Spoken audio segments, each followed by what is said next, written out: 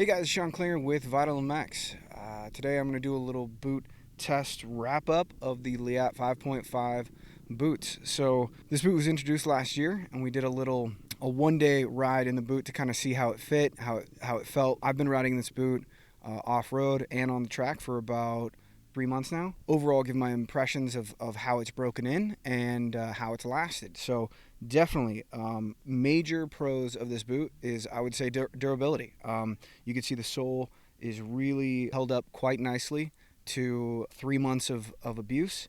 There's really no chunking or missing sections of the boot. I think at this point you would see some wear and tear that this boot really doesn't have that much in the sole area. Like I said, the first ride, the fit is a little wide. Since there's typically no half sizes, what I normally do is tailor the fit with socks. So Tech Tins, Fox boots that are tighter, I wear slimmer, tighter, thin socks, the kind of more modern compression socks to fit in those boots. And then for wider fitting boots like maybe the Tech 7 or Garnet, I normally wear like a thicker old school Moto sock. So that's what I wear with these, and they fit nicely and it soaks up a little bit of that wide feel. I'll start with the few downsides about this boot. One is to point your toe is difficult.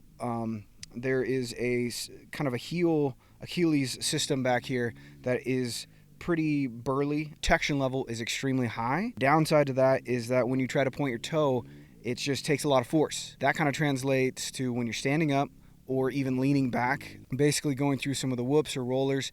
You're leaning back on the bike and then you want to, get your toe under the shifter to shift up, and it's a little bit harder to do with these boots than some of the other boots.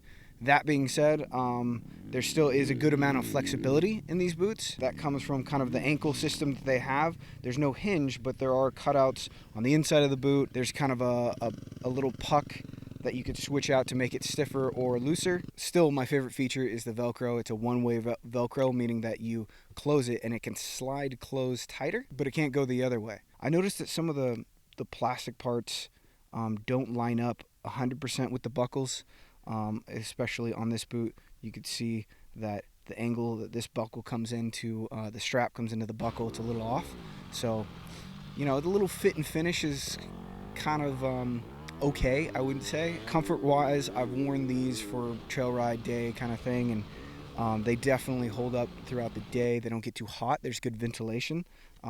There's nice vents on the side. Also, just walking around, like hiking or checking out a hill or whatever, there's no pressure points inside. There's nothing that hangs up or you feel squeezing in your ankle. There's a lot of protective feel overall, and a lot of bike feel. The sole is stiff, but towards the ball of your foot, there's a relief section on the midsole. You can't see it, it's on the inside. That gives you really good peg feel, so you know where your boot is at all times, you know where your controls are. I would say that definitely for off-road guys, this is a great boot.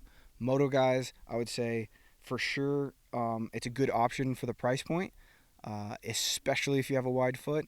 My only two things I could say that kind of bum me out about the boot is that, again, pointing the toe is a little difficult. So sometimes, upshifting is a little challenge, and then having a little bit of a wider feel.